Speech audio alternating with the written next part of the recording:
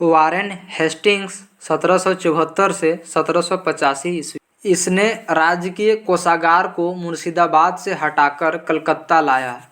1772 ईस्वी में इसने प्रत्येक जिले में एक फौजदारी तथा दीवानी अदालतों की स्थापना की। फौजदारी अदालतें सदर निजामत अदालत द्वारा निरीक्षित होती थी। नाजिम द्वारा नियुक्त दरोगा अदालत की अध्यक्षता करता था। दीवानी अदालत में कलेक्टर मुख्य न्यायाधीश होता था। जिला फौजदारी अदालत एक भारतीय अधिकारी के अधीन होती थी, जिसकी सहायता के लिए एक मुफ्ती और एक काजी होता था।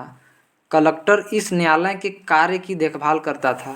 कलकत्ता में एक सदर दीवानी अदालत और एक सदर फौजदारी अदालत की स्थापना की गई।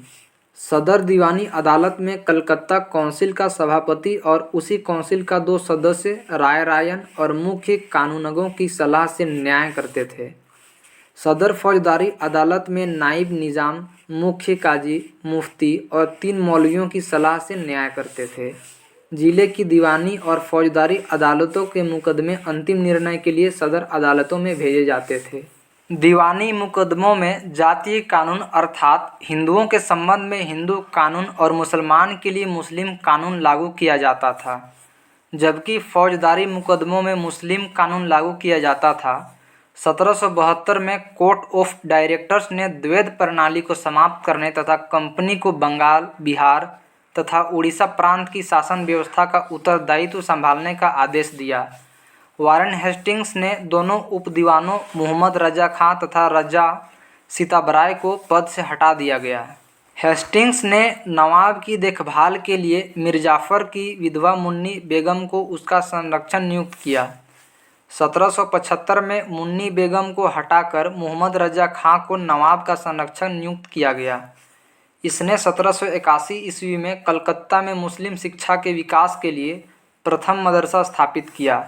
इसी के समय 1782 ईस्वी में जोनाथन डंकन ने बनारस में संस्कृत विद्यालय की स्थापना की। गीता के अंग्रेजी अनुवादकार विलियम विल्किंस चार्ल्स को हेस्टिंग्स ने आश्रय प्रदान किया। इसी के समय में सर विलियम जोन्स ने 1784 ईस्वी में the Asiatic Society of Bengal की स्थापना की। इसने मुगल सम्राट को मिलने वाला 26 लाख रुपये की वार्षिक पेंशन बंद करवा दी। इसी के समय में 1780 ईस्वी में भारत का पहला समाचार पत्र द बंगाल गजट का प्रकाशन जेम्स ऑगस्टन हिक्की ने किया था। इसी के समय में रेगुलेटिंग एक्ट के तहत 1774 ईस्वी में कलकत्ता में एक उच्चतम न्यायालय की स्थापना की गई, जिसका अधिकार क्षेत्र कलकत्ता तक था। कलकत्ता के बाहर का मुकदमा तभी सुना जाता था जब दोनों पक्ष सहमत हो। इस न्यायालय में अंग्रेजी कानून लागू होता था। इसका मुख्य न्यायाधीश एलिजा इम्पे था, जिसे 1782 ईस्वी में इस्तीफा देना पड़ा। हेस्टिंग्स ने बंगाली ब्राह्मण नंद कुमार पर झूठा आरोप लगाकर न्यायालय से फांसी की सजा दिलवा दी थी। प्रथम आंग्ल मराठा युद्ध 1775 से 1782 ईस्वी एवं द्वितीय आंग्ल मैसूर युद्ध 1780 से 1784 ईस्वी वारेन हेस्टिंग्स के समय में ही लड़े गए। प्रथम आंग्ल मराठा युद्ध सलबाई की संधि 1782 ईस्वी एवं द्वितीय आंग्ल मैसूर युद्ध मंगलौर की संधि 1784 ईस्वी के द्वारा समाप्त हुआ। पिट्स इंडिया एक्ट 1784 ईस्वी वारेन हेस्टिंग्स के समय में ही पारित हुआ। इसी के काल में बोर्ड ऑफ रेवेन्यू की स्थापना हुई। हेस्टिंग्स ने संपूर्ण लगान के हिसाब की देखभाल के लिए एक भारतीय अधिकारी राय की नियुक्ति की। इसी पद को प्राप्त करने वाला पहला भारतीय दुर्लभराय का पुत्र राजा राजवल्लभ था। पिट्स इंडिया एक्ट 1784 ईस्वी के विरोध में इस्तीफा देकर जब वारेन हेस्टिंग्स फरवरी 1785 ईस्वी में इंग्लैंड पहुंचा, तो बर्क द्वारा उसके ऊपर महाभियोग लगाया गया, परंतु 1795 ईस्वी में इसे आरोपी से मुक्त कर दिया गया।